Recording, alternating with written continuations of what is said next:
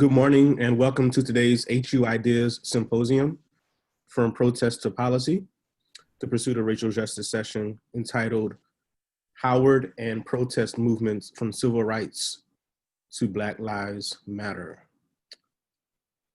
I am Josh Myers, an associate professor in Africana Studies in the Department of Afro-American Studies here at Howard.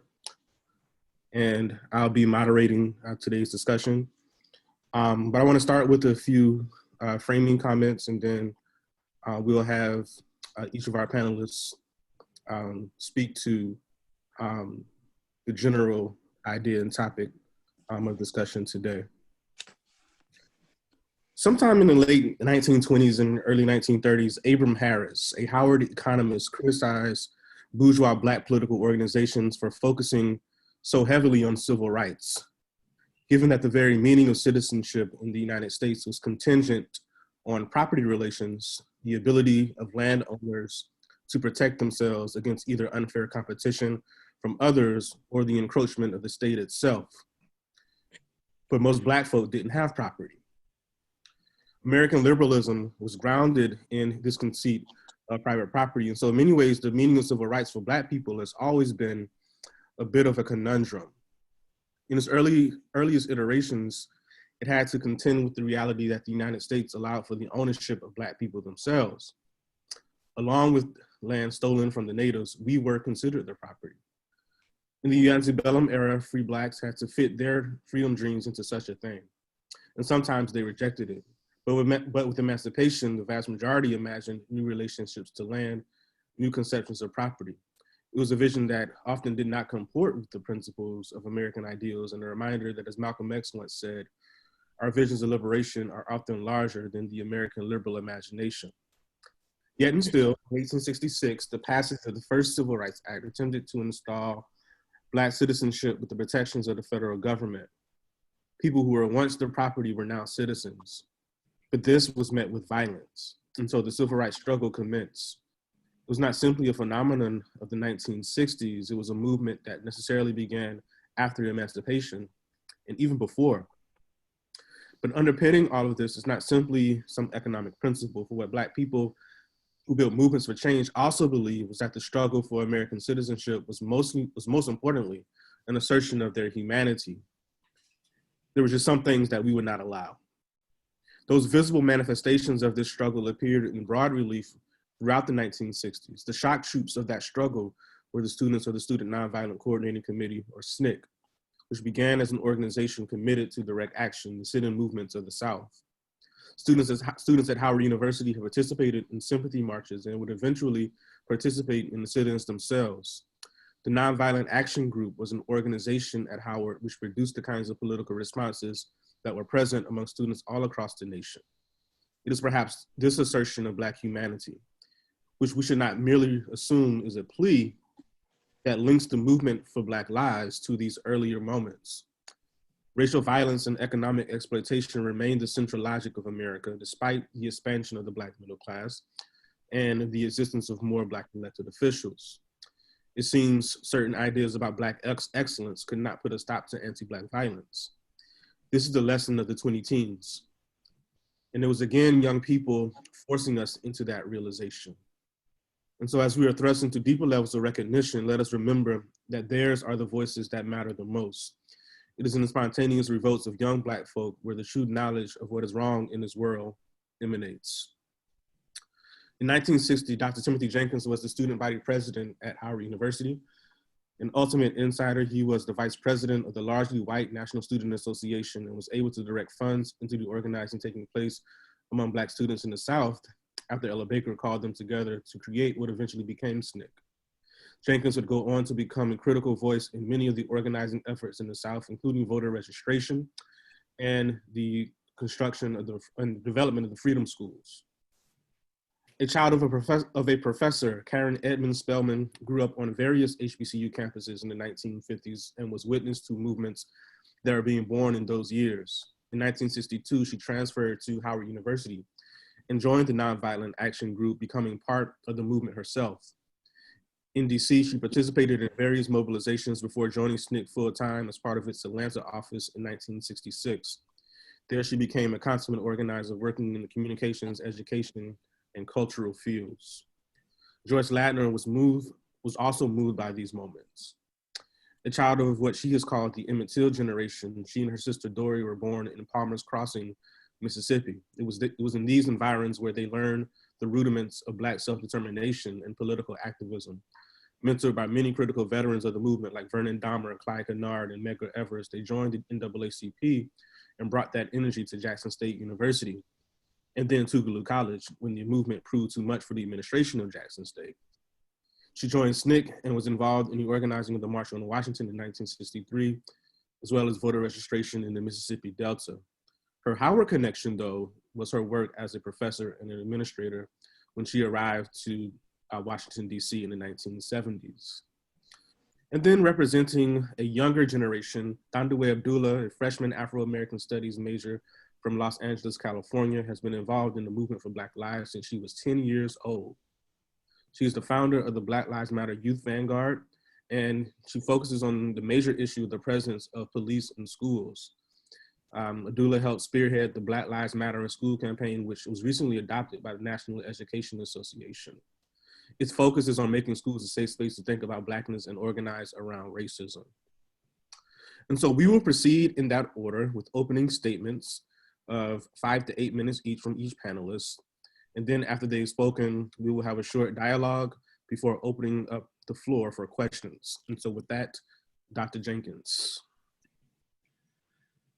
Rather than bore you with an elaborate statement of my background and history, I'll simply refer you to the Wikipedia page, Timothy L. Jenkins at wikipedia.com. And it spells out the background and history that really prepared me for the movement. And that history started with my enrollment at Howard University. And at Howard, I must say that my life took a shape that was following the dictates of the teachers and the administrators to whom I was exposed. I start with Dr. Mordecai Johnson, who was president of Howard University. Mordecai Johnson was the person who told Martin Luther King about nonviolence and the Gandhi movement before anybody even heard of it in the United States. Then there was Dean Evans Crawford, who was dean of the chapel, who brought to the campus people who were visionaries and who had moral instincts that were transmitted to us in our Sunday chapel services. Then there was my literary professor, Sterling A. Brown. Sterling Brown was one whose life bridged the revolutions of the South into the modern era. And he had his feet in the soil of the South. And he prepared us to understand the dialogue and the dialect of the South, even though we were Northern students for the most part. And then there was my debate professor, Toni Morrison. She, of course, is not just a Nobel Prize winner, but also a person who had a deep root in the whole Black experience. And along the way, there was Dorothy Porter, who was head of the Moreland Spingarn Library at Howard University. And she exposed us to the broad international dimensions of Black scholarship and Black protest. And she enabled us to put our little movement into a broader context that was worldwide. But in addition to the teachers and the professors, there were my schoolmates, people like Michael Winston, who succeeded me as president of the student body, and also Stokely Carmichael, who we know as the author of the phrase Black Power, and who was one of the motivating forces in our student life. I say that because I want to explain that the traditions that we represent is a way of translating the history of our exposure to Howard University to the exposure to the world. And I think it's important for you to appreciate that our Howard experience lived with us to our current experience. and it is a nexus between the past and the present that we hope to transmit to the future. We're the generation of the people of the day before yesterday, and we want to transmit that to the people of the day after tomorrow.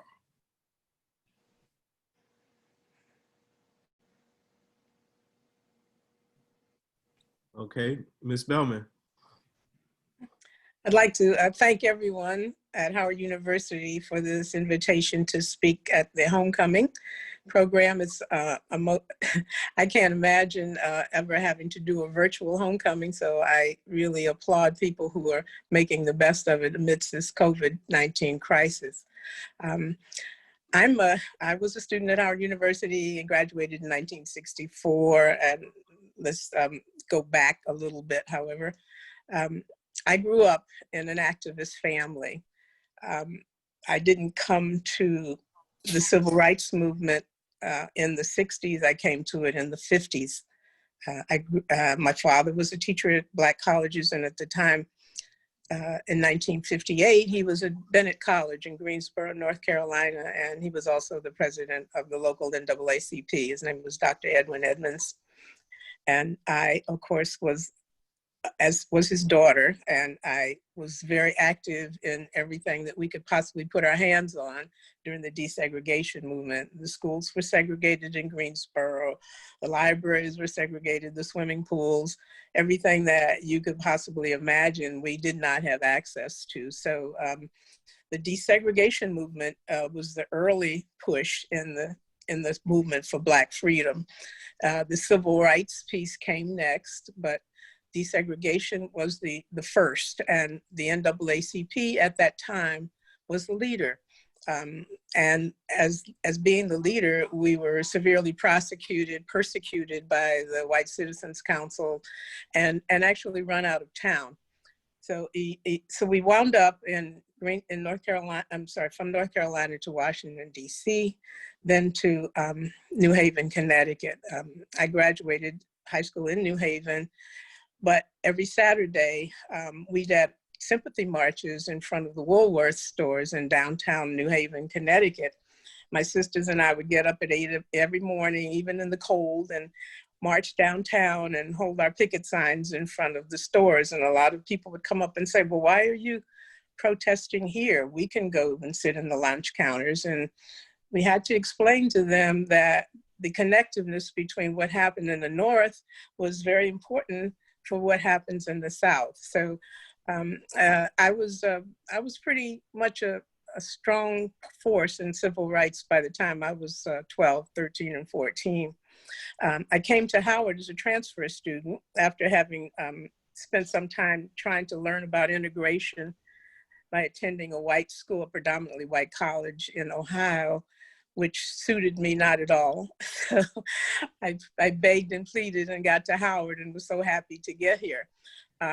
Now, what Howard offered me was something probably a little different than what Timothy experienced.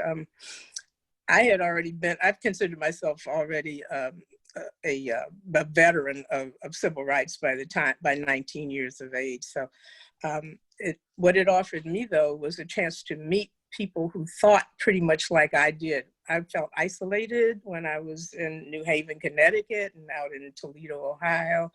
But Howard offered me a welcoming environment of students who were thinking, who thought like I did, and who understood that their role in the world was to make change for our people and to dedicate ourselves to our people.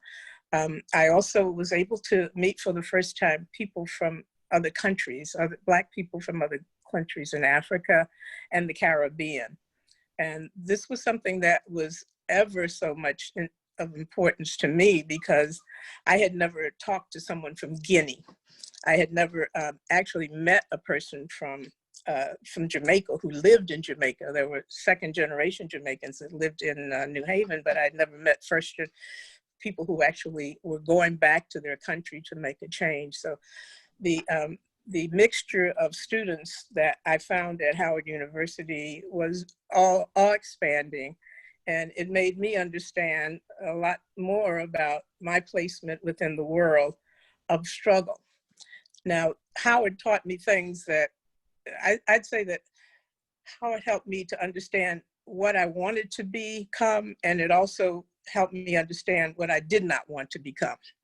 Because in the 60s, and I don't know if that's still the case today, there was certainly a caste system that operated there at the school. There were people who were ostracized because they came from the local community in Washington, D.C. And there was an elitism system that was going on there that I found reprehensible, and was so happy when I was able to discover the Nonviolent Action Group. So there were things that were good at Howard, things not so good.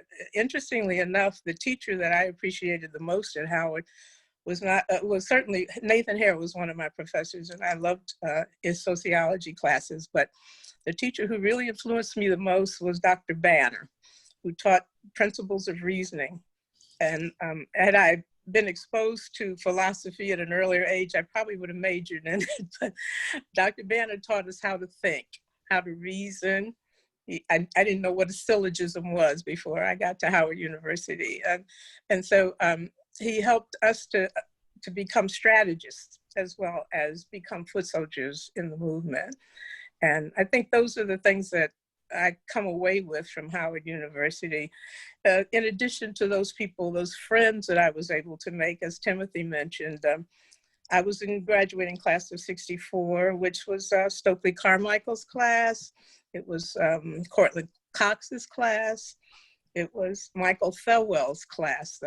Michael Thelwell, of course, being the Jamaican brother who was the editor of The Hilltop. And I encourage everybody to go back to the library and read some of his editorials. Stokely wrote for The Hilltop. Phil Hutchings wrote for The Hilltop. Topper Carew, all of those. They're just an amazing collection of people that were there to help energize you. We had many, many debates, and it was an enlightening experience for me. Okay, next is Dr. Ladner. Yeah, I'm astounded by that Black Lives Matter has existed long enough for you to have been 10 years old when you joined it. That's fantastic. I often say that activists are born and not necessarily made. I had a very different upbringing because I grew up in Hattiesburg, Mississippi, and Palmer's Crossing was an all-Black community 4 miles outside Hattiesburg. Everything was racially segregated. I was born in 1943, practically at mid-20th century, and experienced what would have been the degradation of segregation, except that my all-Black community was so insulated that we had everything we needed except money. We had Black churches, Black school, Black sports events, and all of it was mutually reinforcing. That taught us that we were as good as anyone. In fact, my mother's family passed down 7 generations the phrase that you're as good as anyone. 5 generations, I should say. I always felt the injustices very deeply. I couldn't understand why white children had got the new textbooks and we got theirs after they used them 4 or 5 years. I couldn't understand why they had nice red brick schools and ours was a frame structure that had been built back in the 1920s, I believe. I couldn't understand why my father made such a small amount of money that he had no vacation paid vacation, and later on no retirement, whereas the white men with whom he worked as a diesel engine mechanic got all the benefits. There were just a lot of things my young mind was trying to figure out. But we had mentors. There was an herbal, we called him Dr. McLeod, an herbalist who made medicines and sold them from the back of his car. And he came to our house because he was a cousin of my aunt's. And he brought Jet, Ebony, Pittsburgh Courier, Jet, Ebony, and the Chicago Defender. And my sister Dory, who was the real activist, and to whom I looked up, to, she and I read those publications, and were always looking forward to them when he came by. My neighbor had a brother who worked on the Illinois Central City of New Orleans train that ran from Chicago down to New Orleans. And when he passed her house, she lived on a street behind ours, he threw out of the window in front of her house a copy of the Chicago Defender. And she would often call Joyce, Dot, meaning Dory, go get the paper for me. And that was exciting because I could imagine, getting on that train one day and going to Chicago. I'd been to New Orleans, of course, but those were defining moments. But one of the most defining moments for me was when my great uncle Archie, who served in World War I, gathered us kids around the radio to listen with him, the Brooklyn Dodgers baseball games. Every time Jackie Robinson came to bat, he would jump up and shout, and we kids would too. We were, oh, that's so great. And then he turned to us every single time and said, you girls will have to be the Jackie Robinsons of your day. He had experienced just profound racism in France in the military, and he never got over the fact that he was so dehumanized when French women, he said, asked to see his monkey tail. That he was a cosmopolitan, well-dressed man, forward-thinking, but he always blistered when he told us that. But anyway, going forward very quickly, when we were maybe 12 and 13, when I was going on 12, Emmett Till was lynched in the Mississippi Delta. We lived in southern Mississippi near the coast. And that had the most profound effect on us kids, on everyone. And we children, just, it was frightening, actually.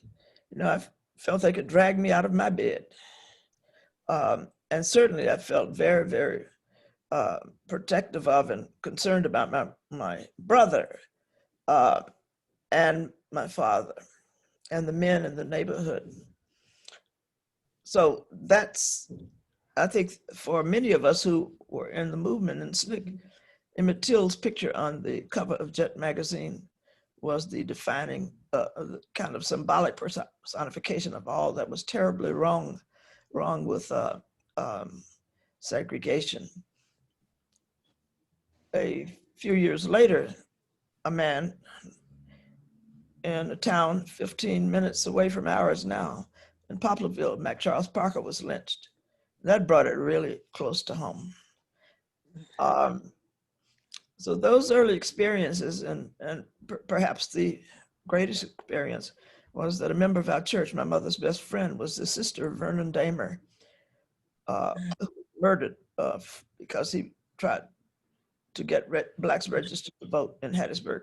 Mr. Damer, his sister's name was Eileen Beard, and she asked Mother if she could take Dory and me to Jackson with her and Vernon, her brother Vernon, and their neighbor Clyde Kennard to statewide NAACP meetings.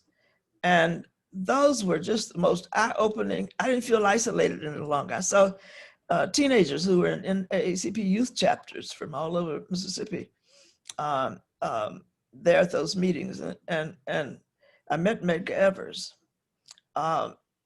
We had to have been 12 and 13 years old and to ride from Hattiesburg to Jackson with Kennard, who was also a martyr of the movement, and Mr. Damer, and Mrs. Beard and her husband, Kenneth, was the most eye-opening. I mean, I felt like I was in a political cell in a way, I guess.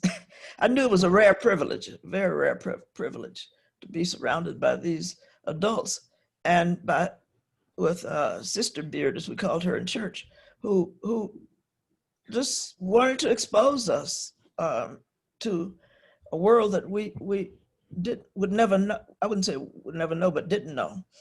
Fast forward, we went to college and spent a year there, but by then we knew Medgar Evers. He had come to Hattiesburg when Mr. Damer and Mr. Kennard founded an AACP youth chapter.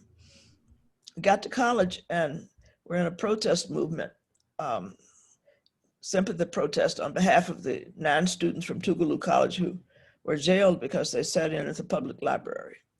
Medgar had asked us, we used to go to his office on Wednesday afternoons, free time at college, and was asking Mr. Evers what's happening with civil rights in Mississippi. You know, we asked the most mundane questions that 16, 17, then 17 and 18-year-olds, you know, would ask a leader like that.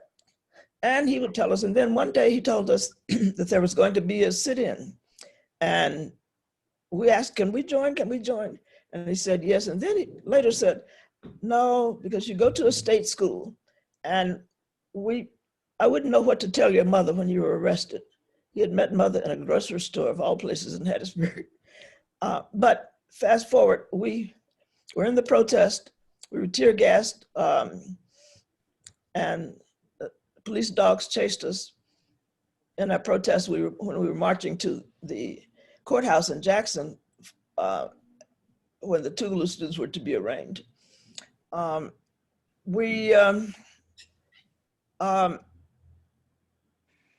president of the college had come to my sister, my 2 roommates and I were standing in front of the college library the night after they were arrested, having a sympathy prayer. And President Jacob Reddix came to the 3 of us. He was running berserk. What's going on? Da, da, da. Anyway, he grabbed my roommate Eunice by the shoulder and knocked her to the ground. The next morning, late that night, he sent a dean to our dorm and told her that she was being expelled. And then the next day, he called for an early spring break. We got back from spring break. Dean called us in and said that we couldn't return to, and he said, I know you girls are behind this stuff. And there were a lot of other people who were, but the 2 of us were pretty sassy. So one of us said, we hate this school. The other said, we're going to Tougaloo. We transferred to Tougaloo College. And that's when my real life began. That's when I learned about SNCC and met, Tom Gaither, who came to Jackson to plan for the freedom rides that were coming later. Just a lot of things happened. And I felt I'd died and gone to heaven because I was with these people who wanted to fight the segregation and especially a lot of the northern people who, had sympathy for our cause. So in a nutshell, but my Howard connection began in 1971 when I went to teach at Howard. And so many of the young professors who came to Howard during what I call the Andrew Billingsley era, he was vice president of academic affairs. And he brought a lot of us in, from engineering to sociology, and built a critical mass of young woke faculty. Most have retired now, but Howard was like just a Shangri-La for me. I just loved it. And all the people at Sterling Brown and Dorothy Porter and others were there and busy working. And, the movement affected my scholarship. I became a scholar and professor, but the movement had determined the way I saw the world and how the world was shaped, and that had a powerful impact on books I wrote, you know. And my whole view, I wouldn't have been the same person at all had I not had the experience of the movement. Later, I came back to Howard in 1981. In 1990, I became vice president for academic affairs, and then 4 years later, interim president for a year. And all of those experiences, everything I'd done in the movement up to that point, you know, helped me to deal with the Howard University, deal with the issues and problems and so on. So I love Howard. Josh. Okay, thank you. And then finally, Ms. Abdullah. Hey everyone, thank you so much for, number one, I just want to say thank you so much for allowing me to share space with y'all. I'm really enjoying hearing everything that you have to say. And I look forward to learning more from you in the future. I don't have nearly an impressive of a background. Like I only have 16 years of life right now. But thank you. I can relate in some way to Ms. Spellman in terms of growing up in an activist family. My mom and her parents grew up in the movement and had parents who were also revolutionaries. And so it's kind of just something that had been instilled in all of us from very young ages. And so my mom always said that, I mean, I don't remember, but she said that my first protest was when I was 2 and she took me to a Gina 6 rally, a Free the Gina 6 rally. And I could barely even talk, but she said that someone put me on the stage and I was just like, Free the Gina 6. And, that was, I guess, my first experience. Moving forward, I think that there's a relationship between how young Black people are radically educated and their activism in the future. So my mom, she put me in African school, which was a school that was on the weekends, and it was founded by Dr. Maulana Karenga, who was he's very brilliant, and he is the founder of Kwanzaa, which is what he's most known for. And they would just teach us about our history and teach us about Black revolutionaries and teach us about the history of our struggle pre-slavery to now. And then also just growing up in LA around retired Panthers, we would go in the park and just listen to, I always liked this one person because his name was General Taco, and I always thought that was a funny name. But he would sit with us in the park and just tell us about everything that he was doing with the Panthers, and I wanted to be like them. And so when Black Lives Matter was created in 2013, I was 10 years old, and it felt like everything that I had been wanting to organize around had been given validity and had been given like a name. And up until then, I think I was just like, you know, going to a rally here and there, watching other people speak. But now at this point, there's a whole movement, and I don't have to feel like I'm so distanced or so cut off from our people. And so I was 10 though, right? So there was not a lot of other young people. And if y'all remember, when BLM was created, everyone was marketing, well, not marketing it, but talking about it as if it was like a race war or something. And they were saying that, you know, oh, this is, the Blacks are taking over America. And, you know, that's how the media was framing it. And they were saying all these thugs and, you know, are rallying in the streets. And yeah, not a lot of young people were allowed to really join the movement. But my mom, there was never, childcare available. She's a single mom.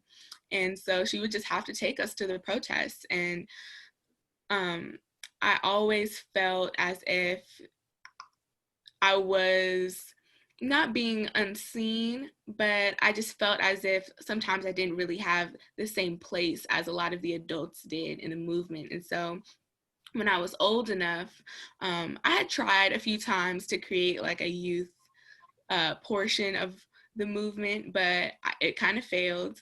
And I think I was 14 when me and my friends finally got it up and rolling after a summer camp that Black Lives Matter Los Angeles did.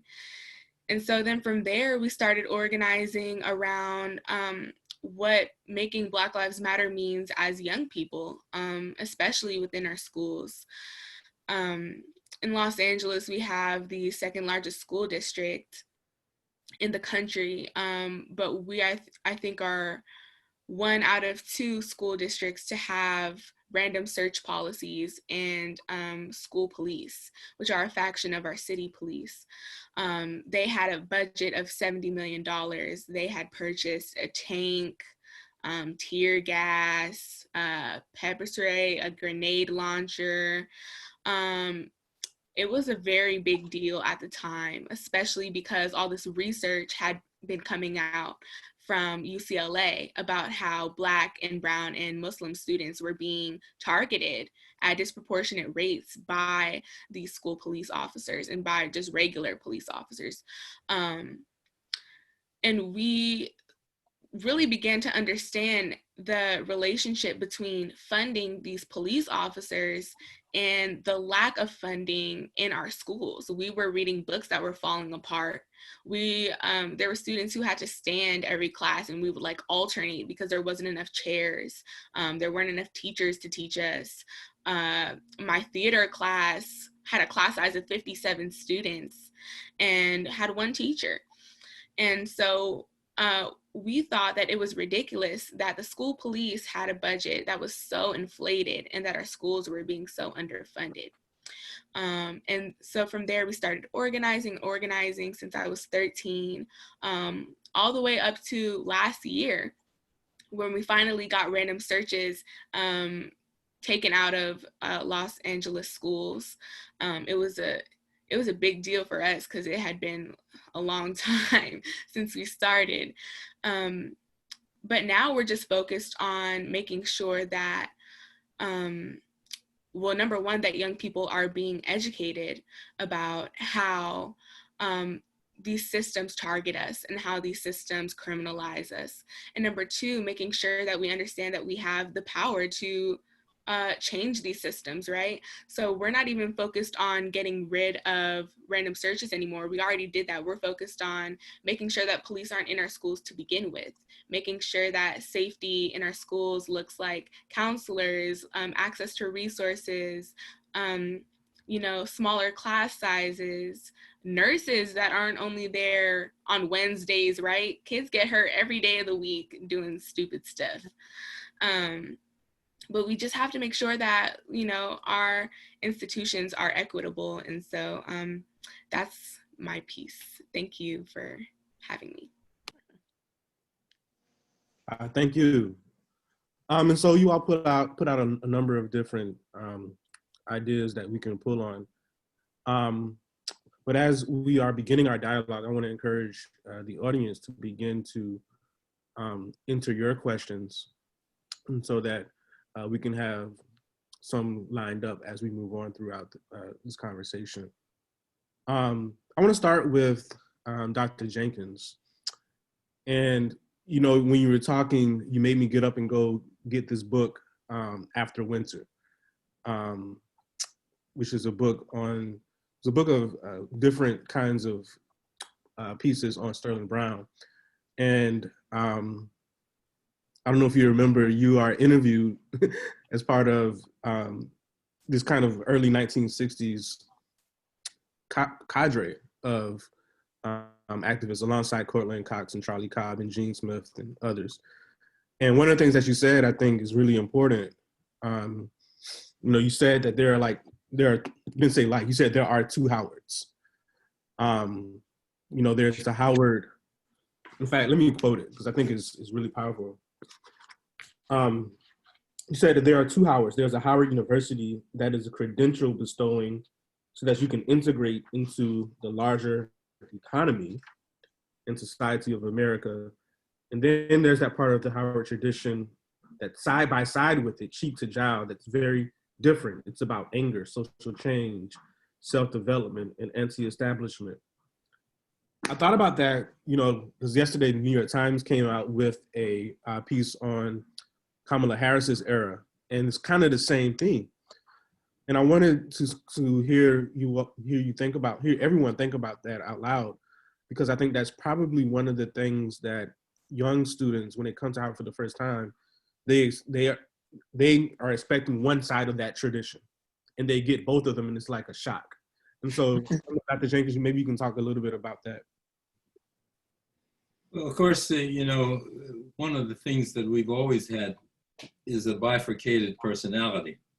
We live in two worlds. We live in an integrated society, and we live in a racially segregated society. And one of the things we have to do is navigate how we integrate the two of those societies in our daily lives. One of the things that I think that I got from Howard was an exposure to those professors who had come from both sides of that equation. And they were the source of our having balance in what was to be our future lives. I didn't mention it because I referenced you to my Wikipedia page, but I was born in Philadelphia, Pennsylvania. And Philadelphia, Pennsylvania was a place where the Quakers had long ago established a tradition of revolt against slavery. And in Philadelphia, there was a tradition of political activism that I inherited. In fact, my first demonstration was in school when I was asked to sing a Mammy's Little Baby Likes Shortening Bread, and I refused. And I refused because my parents and my family had given me to understand that that was a racially derogatory song. I also, when I was in high school, was asked to lead the Pledge Allegiance to the flag, and I said, I pledge allegiance to the flag of the United States of America, invisible, with liberty and justice for all. And of course, they called my parents because they wanted to expel me from high school. So I had a preparation before the 1960s that came from Philadelphia. And Philadelphia was not just a Quaker city, but it was the place where Martin Luther King first heard Mordecai Johnson speak on the question of nonviolence. And I learned in the traditions of the Mordecai movement in Philadelphia and in the movement that I came to be involved in the 1960s. I graduated in 1960. And that was a critical year because that was the year of revolution, when Black students across the country started to awaken. When SNCC was organized, we tried in Student Council to give money from our funds to support the founding assembly in Raleigh, North Carolina. And Dean of Students, Armour J. Blackburn, refused to allow us to use our money for such off-campus activities. I appealed to Mordecai Johnson and told him that we had to have the freedom to use our money in the way that we wanted to. And he overruled the Dean of Students and allowed us to use our money in that fashion. Armour J. Blackburn's name is on the student activities building at Howard today. And nobody has a building that's designed to celebrate the revolt of the students in the 1960s against his edict. I think one of the things we have to do is make sure that the next generation knows that we were not the first. Before there was a Student Nonviolent Coordinating Committee, there was a Southern Negro Youth Congress, the SNCC before SNCC, I used to say.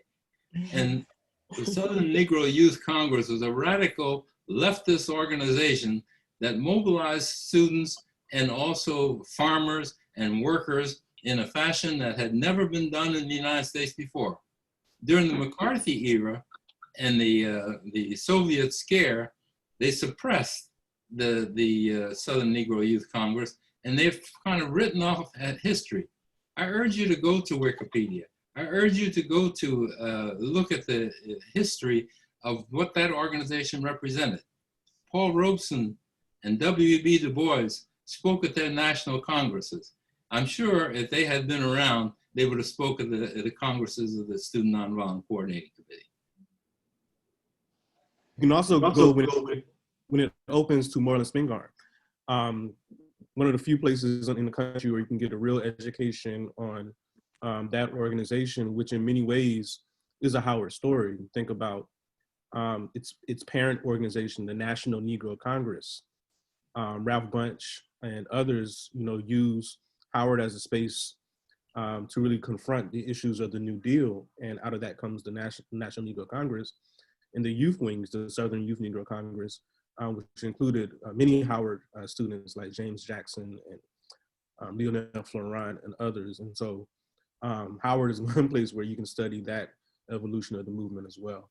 I was delighted that Camilla Harris, when she was selected to be the vice presidential candidate for the Democratic Party, chose to have her opening session and sit down interview in Howard's library at the browsing room. Because then for me represented her recognition that Howard University and the fact that we had a browsing room and we had a library that collected Black studies and information over the whole course of history was a significant affirmation of her identity that I thought Black people should not miss. I spent many an hour in the browsing room of Founders Library looking at the annals of the suppression of slavery that are in the shelves there in the browsing room. I urge the students of today to go to the browsing room and look at those annals of the discussions of the suppression of slavery and understand that they are not the first revolutionaries. The revolutionaries have been going on from the 1600s. Thank you. Another interesting thread, Ms. Spellman, that you mentioned, this idea of African students from the Caribbean and African students from the continent. And one of the first times I was alerted to the significance of that was when I was a Howard undergraduate reading Stokely Kwame Ture's book, Ready for Revolution. And he talks about how they would often go to these independence celebrations down at the embassies every time an African country or a Caribbean country won its independence. And one of the things that we often don't think about when we censor the United States is that the time of the civil rights movement of the 60s is also the time of the independence movements of African countries and Caribbean countries. Can you talk about how independence struggles affected you all's global vision of Black liberation? Yeah, I was fortunate because I went at Howard, I was studying French. And so therefore that gave me entree to the Francophone country students that were at Howard. And I think I learned more about the African struggles on the continent from them. They gave me contemporary African history as opposed to, I guess the antiquities of African history that was available through the African Studies Department at that time at Howard. So my best friends were from Guinea, Alpha Diallo and Asiatou Ba, where Asiatou was a student at Georgetown, but all of the students who spoke French, the Senegalese, the Guineans, the people from Mali, all hung together. And so Howard being a place where you learn through partying, I was able to go and learn the culture of these countries, get my French a whole lot better than it is now, certainly because I practiced it all the time. But there was that kind of openness that you were able to experience at Howard that I don't think you would find, I couldn't find that in any other school, I don't believe. We had an abundance of African students. There was an African Students Association that was formed there, and African Americans as well as Africans were part of the African Students Association. And they talked about issues of the day that were beyond those of simply of integrating a lunch counter. So integration, I think early on for me became a necessary step, but not a sufficient step to end Black oppression. Later on, as I joined SNCC and as I studied more, SNCC people were able to travel to the continent. Harry Belafonte was one of the first people that enabled SNCC people in 1964, to actually travel to take a tour of African countries, African and European countries. And one of the people who was on that tour was one of our famous field secretaries, Fannie Lou Hamer.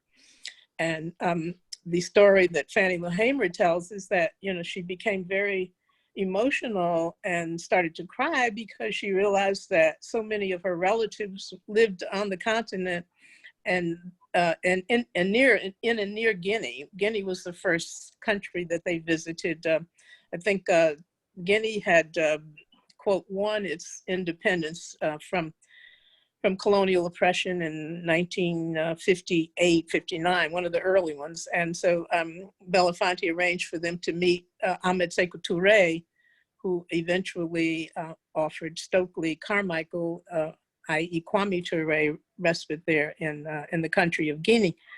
And it was such an eye-opener for so many of the SNCC people when they came back home to Atlanta and started work, or Mississippi. They understood themselves as being a broader part of a revolutionary force that was to end oppression everywhere, and that the United States, i.e. America, represented a part of that oppression.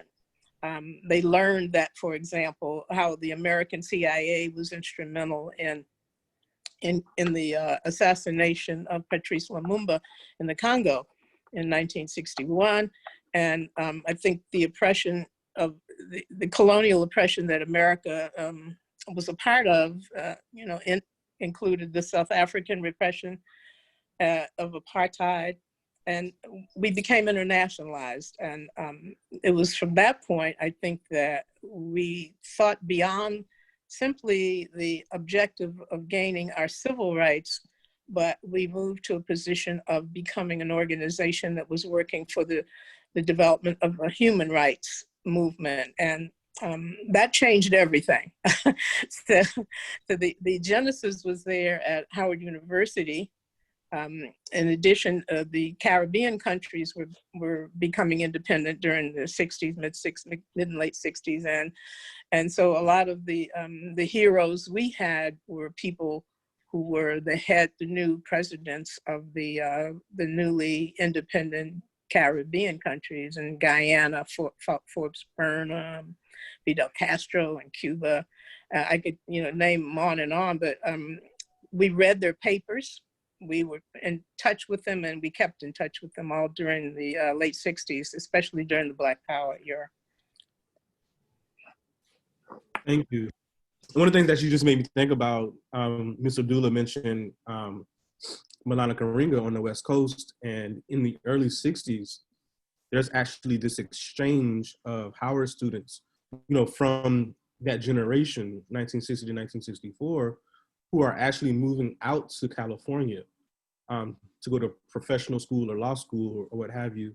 And they're bringing that African independence energy to the West Coast. Mm-hmm.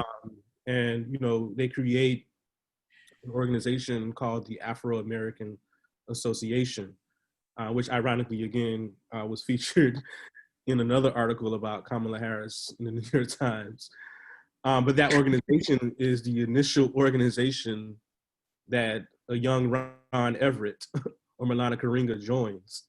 And so these Howard connections in Africa are so strong, and and a lot of it's not even hasn't been unpacked yet.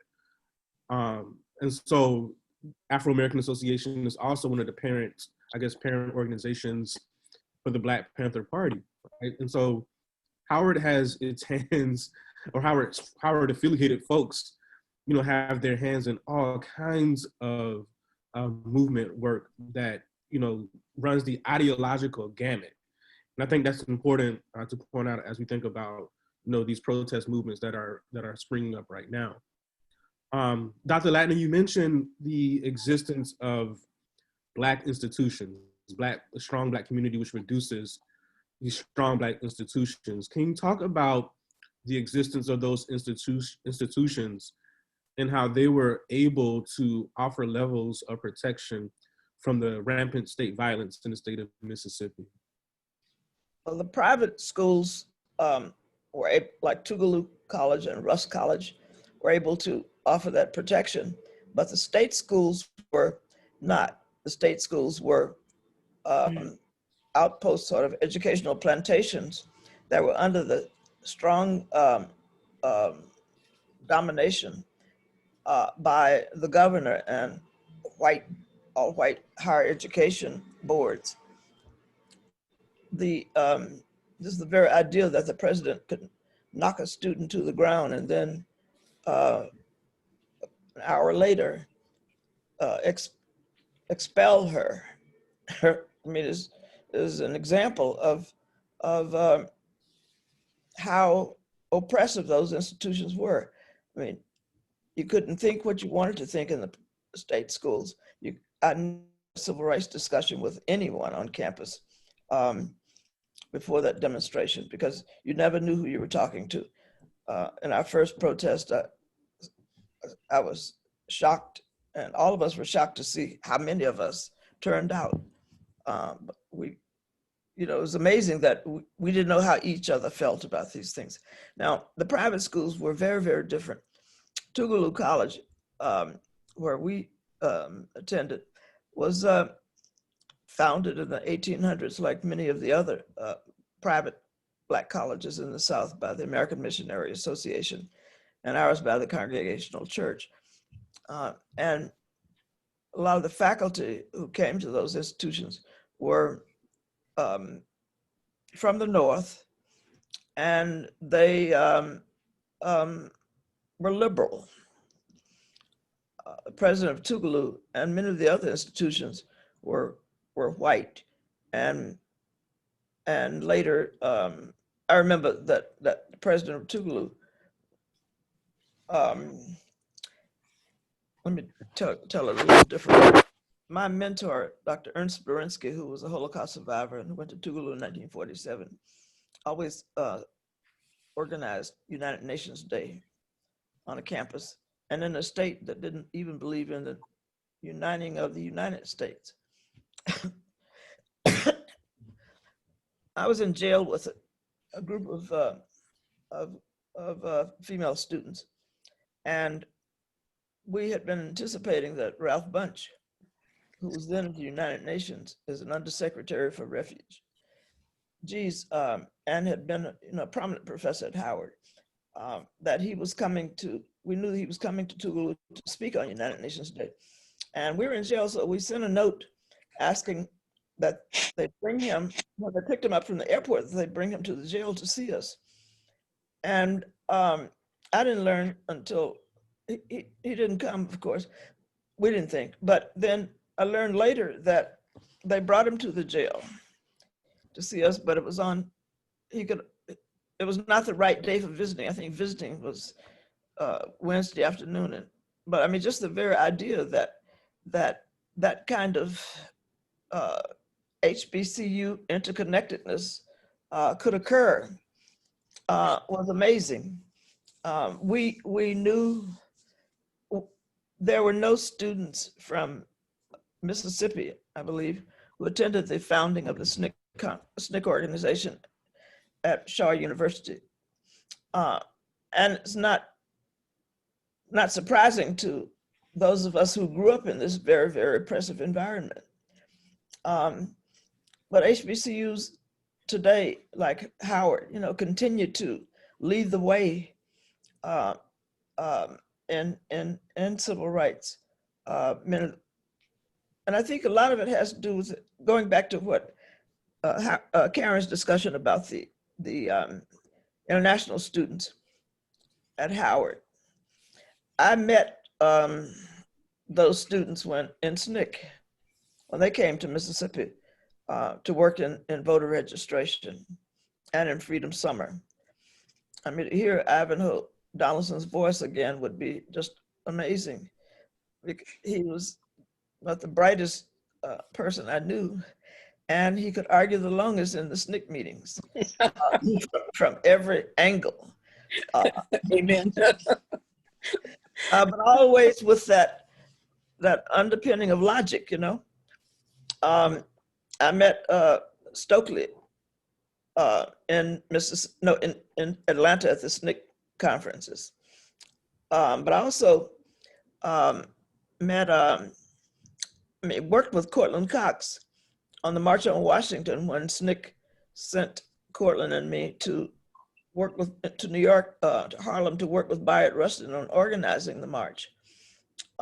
And I'd gone to college at Tougaloo with African students, and had that same professor, Dr. Ernst Berinsky, organized an African study group. And we studied, Tanganyika and all those old European names of countries, European named countries before independence. And then for me to meet real Africans in the classroom, and to meet Caribbean students whom I always felt were very political and were somewhat different because they'd grown up in Black countries. They were different and had a different twist on things. It was all just an extraordinary experience. And with regard to the browsing room at Founders Library, my first visit there was when Andy Billingsley invited me in 1970, I guess, to a book signing party for my first book. And I met Dorothy Porter and later became very good friends with her. We're all separated by 3 degrees of separation, and sometimes 1. So there was this interaction, this interchange among the Howard students and the rest of us. They were clearly identifiable as Howard students, and they thought they knew everything.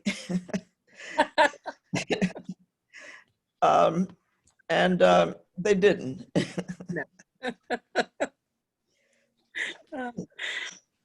Funny. All right, thank you. Ms. Abdullah, I'm thinking about there's a number of movements that are happening right now with regard to this idea of defunding the police or police abolition. And one of the arms of that movement, you already mentioned, getting the police departments out of schools. It's also happening on the level of higher education. Getting police officers off campus. But one of the things that I want listeners to realize is that this movement, it precedes the moment of this summer of 2020, especially in Los Angeles. Can you talk a little bit more about your experiences with looking at police abolition and, the movements to defund the police from the LA context? Yeah, so I think everyone knows the history of police brutality in Los Angeles, especially with the riots and Rodney King. I think that a lot of Black revolutionaries have been having these conversations for so long about abolition, right? But we have to even kind of frame the way that that word was received in the context of time period. So when Black Lives Matter was first created, even saying Black Lives Matter was too radical.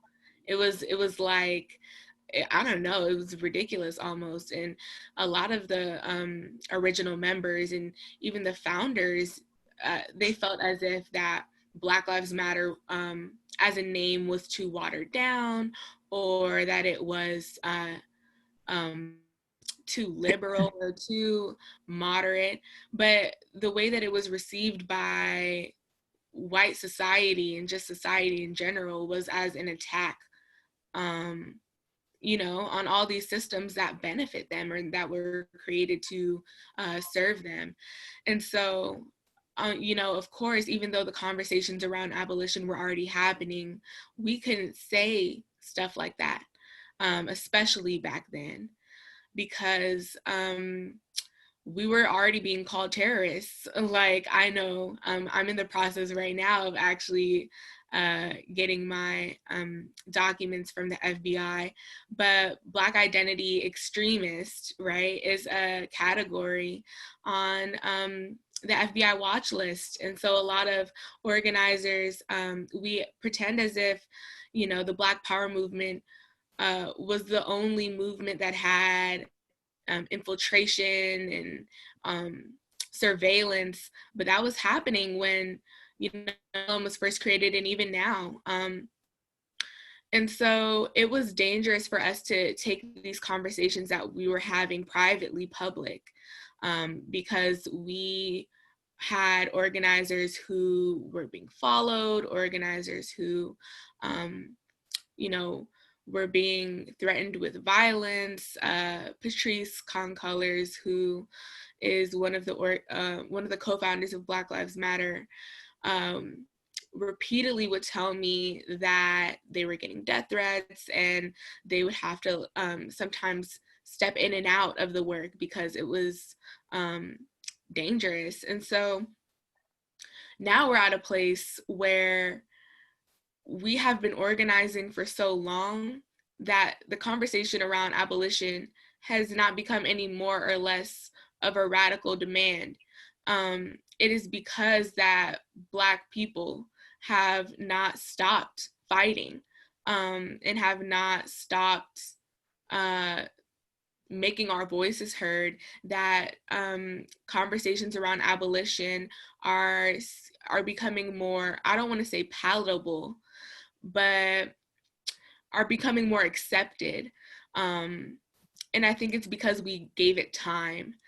And so what we're seeing now is people who are talking about abolition as if Black communities haven't been talking about it for so long, right? And that's kind of the dangerous point, is when you leave out Black voices from this conversation. You know, there's so many people who have, like Angela Davis, right, has been talking about abolition for years and what that would mean and what that would look like. But now we have white organizers, allies, who are, I don't know if appropriating is the right word, but are kind of leading this conversation when in reality it should be folks who have been having these conversations, folks who have been on the ground organizing, folks who would immediately benefit from abolition, and and people who were immediately harmed by having institutions like the prison industrial complex and militarized police forces. I don't know if that answers your question. No, it does. Thank you. Thank you. So we have one question from the audience. This is from Dean Sandra Edmonds Crew. And I think it may be a follow-up to something Karen said, but everyone feel free to jump in. Dean Crew asks, what are the implications for Black America for moving from civil rights to human rights?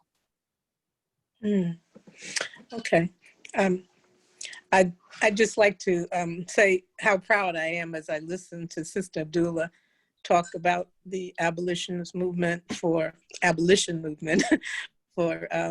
against the police forces in Los Angeles, and the struggles that she's going through now so closely parallel those that we experienced back in the 60s, especially certainly in a part of the civil rights movement when SNCC decided to work for voting rights and to earn the power of the ballot and to challenge the democratic machines that operated in the South and suppressed the vote there, and the Mississippi Freedom Democratic Challenge being the thing that I think of most frequently. I think that was a pivotal point for us, and the refusal of the Democratic Party to seat the 68 the delegates that had been elected by MFDP.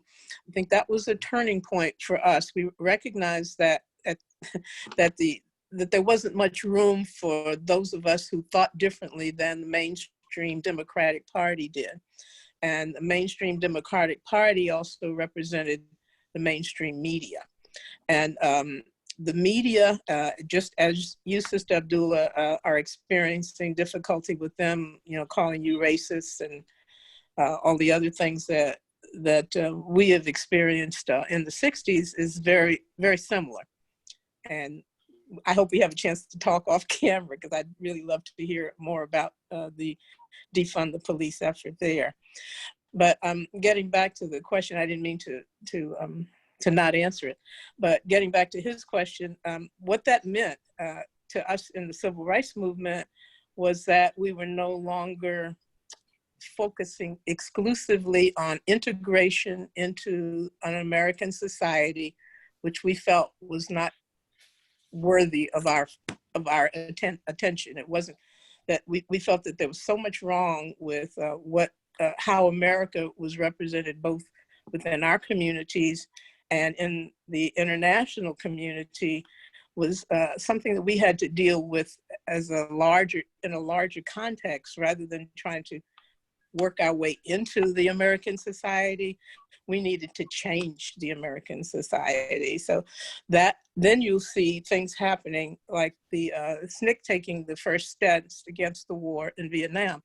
And that happened in January of 1966, believe it or not. We were the first civil rights organization to take a stand against the war in Vietnam.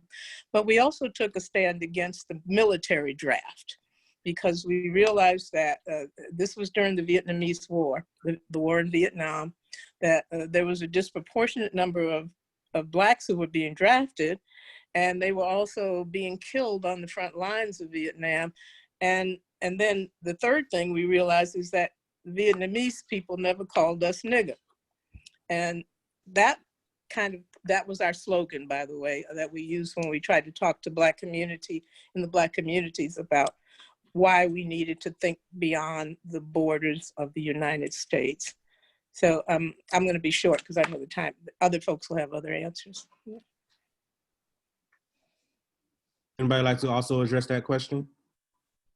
I think that the internationalization of SNCC is a very good thing, but it also helped to hasten the demise of SNCC.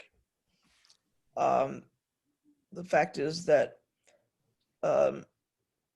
we had SNCC guys who were conscientious objectors and by refusing the draft, and went to jail for it. Others went into exile when they were drafted. Some came back home, some did not. But I think that Dick Gregory, Muhammad Ali said, "No Vietnamese ever called me nigger," became a rallying cry, and SNCC adopted it, and so did many, many other people. Because we didn't understand why Americans should be fighting in a foreign land and why African Americans should be fighting in a foreign land against other people who were oppressed. Hence the slogan origin. But I think that the rise of COINTELPRO began near the same time, when a lot of people in the larger movement were being arrested. We saw Panthers being killed. J. Edgar Hoover, FBI director, set about organizing kind of strike force to go after people whose views did not coincide with that of the administration. It was a very difficult time for a lot of people. Certainly SNCC donations plummeted, and Carrington especially with Black Power, when Black Power emerged, when Stokely and Willie Ricks were on the Meredith March and they shouted Black Power. That brought a hasty demise of the youth civil rights movement. Liberal white supporters in the North stopped sending money because they couldn't understand why there needed to be Black Power. They kept holding on to the integration model, the idea that Black people want to integrate into the society. And James Baldwin, who was a big supporter of SNCC and went to Mississippi, Alabama, all over the South, he said, no one wants to integrate into a burning house. I mean, that was not lost on us. I mean, the longer we fought for integration into the society, or some of us like to say the longer we fought for freedom, the more we saw the flaws in the system, the more we saw that support, Northern support, was often conditioned on how long and how much we comported to the image that Northern supporters had of us.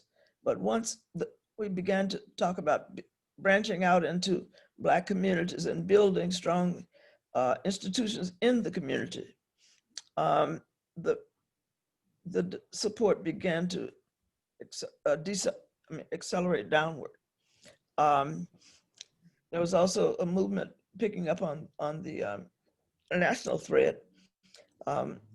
There was a contingent of Howard students who settled in Tanzania. I spent time in Tanzania as well. And one of my Tanzanian friends used to refer to the home where the Howard students lived as the Republic of Coruscini. Coruscini was the neighborhood which the house was, but very clearly identifiable as freedom fighters. And it was also at the same time that all of the armies of Mozambique,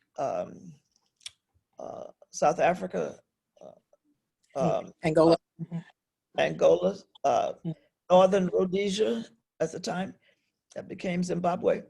They were in Tanzania because President Nyerere had given them sanctuary, and they launched their strikes from Tanzania. So that was an exciting time. But again, my Howard friends were right there on the front lines and there was a natural progression. I wish somebody would do research and write a book about this. Natural progression from being in those professors' classes, listening to Sterling Brown talk about freedom in a way that they'd never heard before, on into then organizing protest demonstrations up Route 66, where I guess on weekends, Howard students took off in convoys and went up Route 66 to try to integrate the restaurants and so on in that area. And, from there, and then going to the South, being a campus affiliate of SNCC, fighting for freedom in America. And in Mississippi, despite Freedom Summer, we registered very, very few voters because the opposition to doing so was so strong. I failed the voter registration test 3 times. I was a senior in college when I took it. And each time this horrible voting registrar failed me, but they never had to give a reason. Some people Howard students were trying to register some Black voters who had to take literacy tests to answer how many grains of sand are in a jar or how many bubbles are in a bar of soap. They never asked white people those questions. They just simply called them on the phone sometimes, like they did in my county in Hattiesburg, to come down and vote when we have election, you come on down. And I remember the last time I took that voter registration test, one section, there were 2 essay questions, one of which was to define the duties of a good citizen. And I knew they weren't going to register me. So I wrote that the duties of a good citizen are to obey just laws and disobey unjust laws. Then I went on to pontificate rather arrogantly about that. And the registrar looked like he was about to fall out when he read my answer. That was the intent.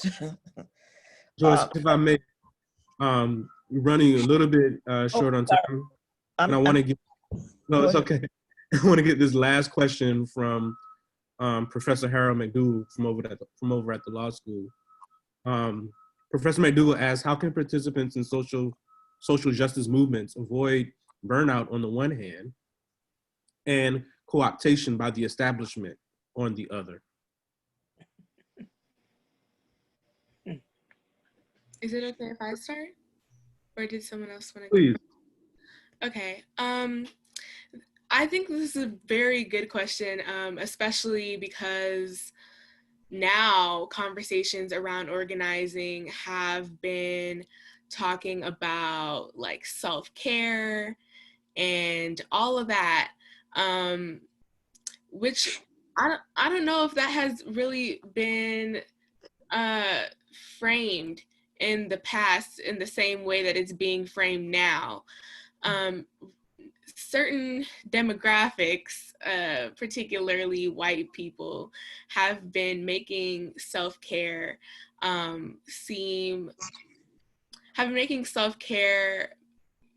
something that's like going to get your nails done or like getting a massage or something, but that's not radical self-care, and that's not revolutionary. It's for me, I would say it's the difference between self and selfish care. Making sure, because a lot of what's happening now is rooted in I, like me. And I'm honestly worried that organizers will lose sight of community, and will lose sight of kind of making sure that everything what we do is for the betterment of our folks. Now it's more about everything that I'm doing is for my college applications or for my job application. And so there is a lot of like shallowness, I think. But for people who are on the ground doing the work, it can seem as if you can't leave, because you know that on the one hand, it can be taken over by the establishment, but it can also be taken over by people with selfish intentions who don't really view organizing as something that is beyond themselves, which I personally have been seeing is my biggest criticism of my generation. So I would say, I think we just have to be grounded. I think we have to be grounded in ourselves first, making sure that we have a strong base of folks. You don't need a lot of people. You just need a few good people. We need to have a small, strong community first. So, you know, if someone's not doing too well, it doesn't disrupt the entirety of the organization if, or the community, if someone maybe, I don't know, takes a day and then comes back, right? But I think we also have to be careful of who we're allowing into our spaces, and being mindful of how we are protecting not only our physical safety, but our mental and emotional and spiritual safety as well. I can't tell you how many people since BLM was created, I've seen be kicked out, be exposed, leave, people who have been agents that I was calling auntie and uncle, right? We can't let these people infiltrate our work. And I think that because we as a people are so open and we want to see all of us do well, and we want to embrace all of our people. I think sometimes that allows certain people with ill intentions into our communities can disrupt our spiritual and physical and mental and emotional well-being. And so I think we have to find a balance between loving on each other, but also making sure that we're protecting each other and ourselves. Thank you. So we're almost at the end. I think we have a time for each of the panelists to give us about, I guess, 30 seconds of last words. Okay, I'll go quickly. Thank you for inviting us, and thank you for making this conversation intergenerational or multi-generational, because I learned so much from listening to not only my brother and sister from SNCC, who I've known for many, many years, but also from Sister Abdullah. There were some ways that back in the day, as we're called now, that we did build in protections, physical and mental protections, and assistance for people who we knew needed to take a break or who needed to have care, physical care. And that had to do with organizing a group of medical people, from psychiatrists to physicians, who were willing and able to work with SNCC people to help them keep themselves healthy mentally and physically. And also we had a group of people called Friends of SNCC that were located all over the country. And when you needed to take a break, I could go up to Dayton, Ohio, for example, and spend a week with Florence Tate and her husband, Charles, and get myself back in shape again, because you do burn out quickly. And there are a lot of ways that we did things that may be of use to what you're talking about now. So at another time, perhaps we can talk about them more in detail. I want to speak briefly about the walking wounded that we recognize among the SNCC veterans. We call ourselves veterans because we fought a war. But the walking wounded are among us. And those are people who gave their all and fought in the movement and then ended up gaining very little. There was Dr. Joe Martin in New York, who was a psychiatrist who SNCC people went to see, and then she sent them up to the Catskills, some R&R. But please don't forget the walking wounded, people who got burned out and who gained nothing, who are now dependent on others. Mention was made of the name Fannie Lou Hamer and Ella Baker.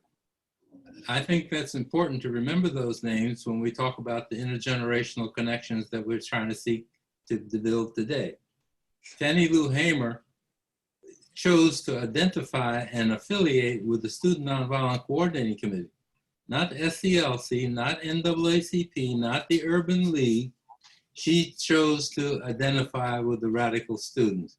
This was a lady who came from the earth of of Mississippi and became a revolutionary in the Democratic Party. Also, Ella Baker.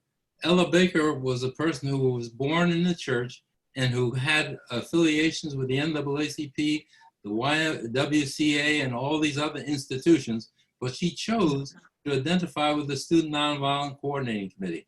I think the whole question of intergenerational connection is something that these two women represent that ought to be replicated into the future. Ashe. Thank you. That concludes our discussion. I think we did a lot of work in this hour. And so I just wanted to say thank you to everybody that participated, the audience and those who asked questions and engaged us. And so hopefully you all will continue to attend the rest of the events for the symposium, and we will see you when we can actually meet physically.